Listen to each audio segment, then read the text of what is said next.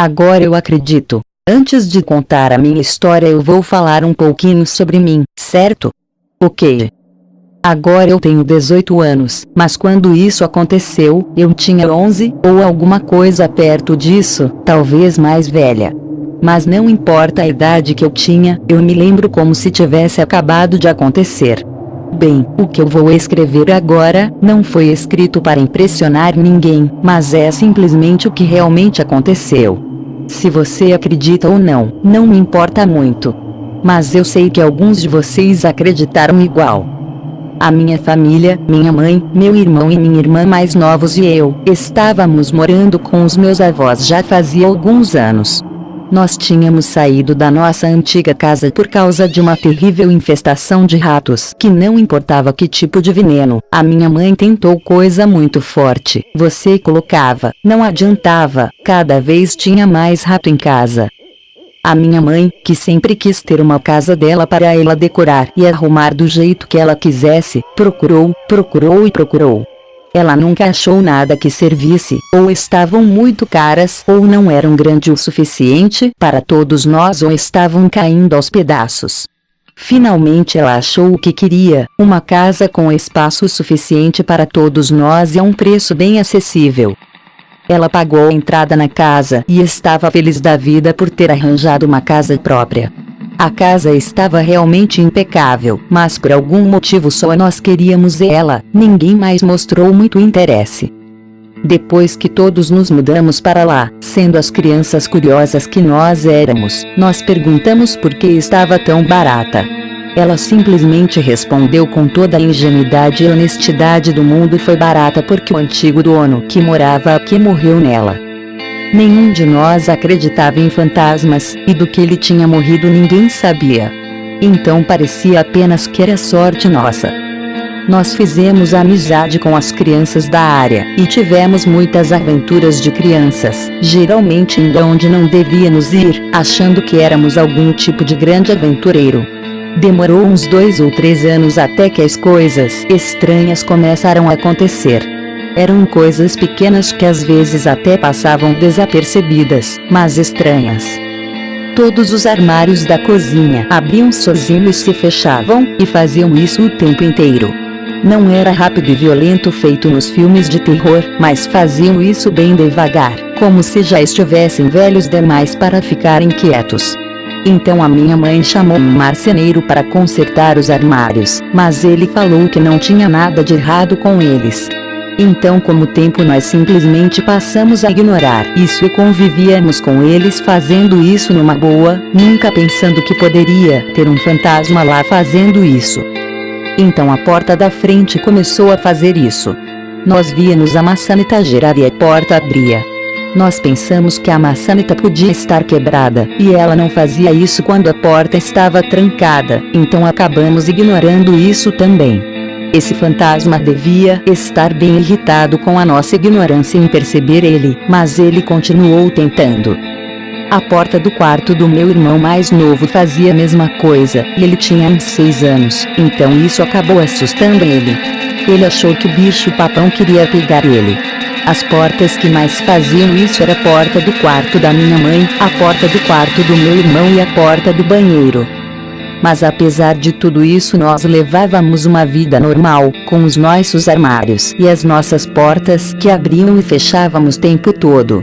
Então coisas mais assustadoras começaram a acontecer.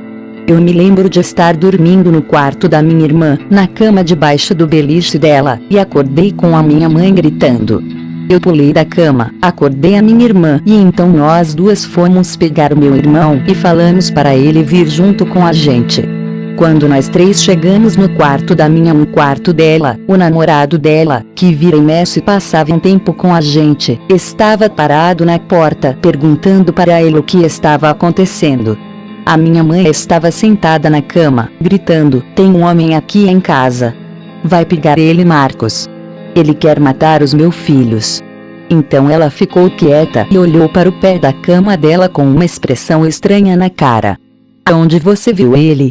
O Marcos, namorado dela, perguntou. Ele estava no pé da minha cama, e estava tentando falar comigo, mas aí eu comecei a gritar e a jogar coisas nele. mas nada acertava ele, e então ele sumiu. O Marcos olhou para a cara dela e falou que ela estava ficando louca. Eu falei para ela que ela devia estar tendo um pesadelo, e que não era nada demais, e ela concordou comigo. Mas na verdade, eu acreditei nela, só tinha falado aquilo para acalmar os ânimos. Na manhã seguinte, eu perguntei para ela como o homem que ela tinha visto se parecia. Ela não falou, e se recusava a falar sobre o assunto, e eu achei que isso era muito estranho, mas na hora eu nem tinha imaginado que podia ser o antigo dono da casa que ela tinha visto. Alguns dias depois o telefone tocou e eu atendi, mas ninguém falava do outro lado. A única coisa que eu ouvia era a respiração da pessoa. Alô? Só respiração. Quem é? Você quer falar com a minha mãe? Eu perguntei.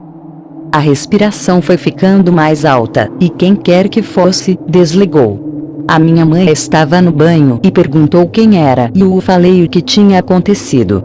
Ela falou para os meus irmãos e eu não atendermos o telefone, e perguntou para alguns vizinhos se eles tinham visto alguém seguindo os filhos dela. A minha mãe é bem paranoica quando se trata da gente. O telefone continuou tocando por mais algum tempo e finalmente a minha mãe perdeu o controle e começou a gritar e a xingar no telefone, ameaçando chamar a polícia. 2 dias se passaram sem o telefone tocar, mas então alguém bateu na porta de casa. A minha mãe perguntou quem era, mas não teve resposta nenhuma. Então ela abriu a porta. Era um cara com cabelos loiros, começando a ficar brancos e olhos azuis, com uma camisa branca e uma calça marrom. Onde está o João? Ele perguntou enquanto espiava dentro de casa. Não mora ninguém aqui com esse nome. Você está na casa errada. A minha mãe ia fechando a porta, mas ele segurou a porta aberta com a mão. Essa é a casa certa. Ele falou firmemente, mas de um jeito educado. Eu sei disso porque eu estava perto da porta vendo tudo. Se você não for embora agora eu vou chamar a polícia. A minha mãe alou. O homem simplesmente empurrou a porta, com firmeza, mas educadamente, até ter espaço para ele colocar a cabeça para dentro de casa, e então ele começou a gritar: João! Cadê você? João? Eu sei que você está aí. João? A minha mãe ficou furiosa com isso. Ela empurrou ele com tudo, e ele caiu no chão sentado, e então ela bateu a porta com violência e trancou ela.